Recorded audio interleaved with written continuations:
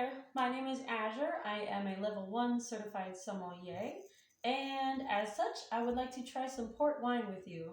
During the process of making port, the fermentation goes on like normal, but halfway through fermentation, the winemaker will stop the fermentation process by adding a grape distilled liquor, which is known as brandy, but it's not really like the brandy that we all know of. It's just similar. But yeah, they add that into the liquid being fermented, which stops fermentation, keeping the sugar, so keeping it sweet and adding alcohol content. So what you have is a product that is very sweet and very alcoholic, which makes port wine pretty magical, pretty awesome. I'm going to try the Ruby Port by Awfully. And I'm going to try the TAWNY Port by the same company. So a little bit of information. There are several different kinds of ports. Ports being from Portugal. They're made all over the world, but Portugal is like the main part. The Douro Valley in northern central Portugal, to be exact. There are many different kinds of port. These two have distinct flavors and qualities. A ruby is known for being very fruity, very youthful, very ruby red in color. The reason is because it's not aged for too long and it's not aged in wood barrels. It's aged in concrete or stainless steel. So you don't get any flavors from wood. You get sealed up tanks. So that differs from the tawny because the tawny is known for being more of a wood flavored port wine. It has more of an orange brown color to it, and that's because it's been in wood barrels. Those barrels are oftentimes small or regular size, smaller than the tanks that the ruby's in. And it's opened up from time to time, so it's getting some oxygen from time to time. What this does is it changes the flavor a bit. The oxygen touching the liquid every now and then gives it a nutty flavor, and then the wood gives it like an oaky sort of flavor. And also the color is just changed because of the oxidation.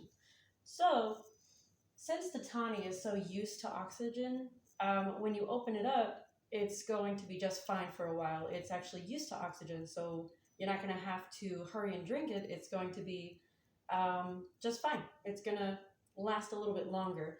The ruby, on the other hand, once it finally touches oxygen, it won't last very long because it's not used to it. So the oxygen is going to affect it highly. It's going to be oxidizing really fast and it's going to go rotten pretty fast. So you're not going to have as much time with the ruby. You're going to have to finish that one up, which no one's complaining, right? I don't think anyone would complain about that. So let's open these up. I want to try them and compare them. We got the ruby here.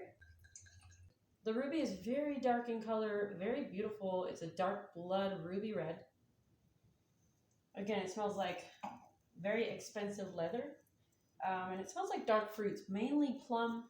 I want to say raspberry and stuff, but mainly plum. I haven't tried it yet. I will taste it back to back with this guy. So this is the tawny. Ah, look at that color. It's so different. So different from the ruby. That's a lot more orange and a lot more brown and a little more, not a little, a lot more see-through. It smells like a familiar hard liquor. It smells like a hard liquor. Okay, so just by sight, you can see the differences. The ruby right here is a lot more dark than the tawny. The tawny is more see-through. It's a little more orange. When it comes to aroma or the nose overall, the ruby is more fruity smelling and more leathery smelling than the tawny. The tawny just smells like straight up ethanol. A little bit of leather. Ethanol and leather. Okay, so let's try them and compare them. I'm going to first try the ruby. It's complex, yet subtle, sweet. It's fruity.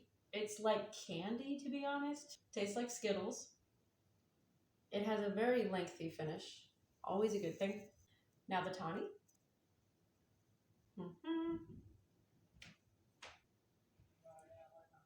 Interesting.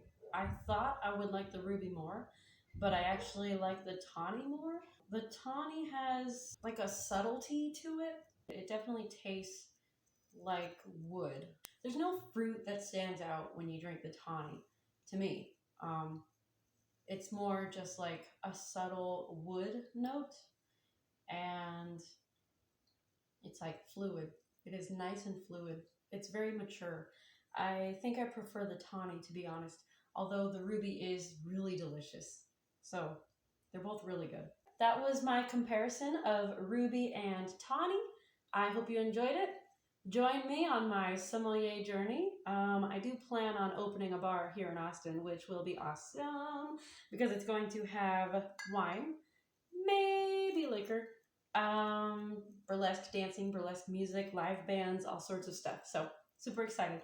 Thank you for joining me. I will see you next time. Love you. Mwah, mwah, mwah.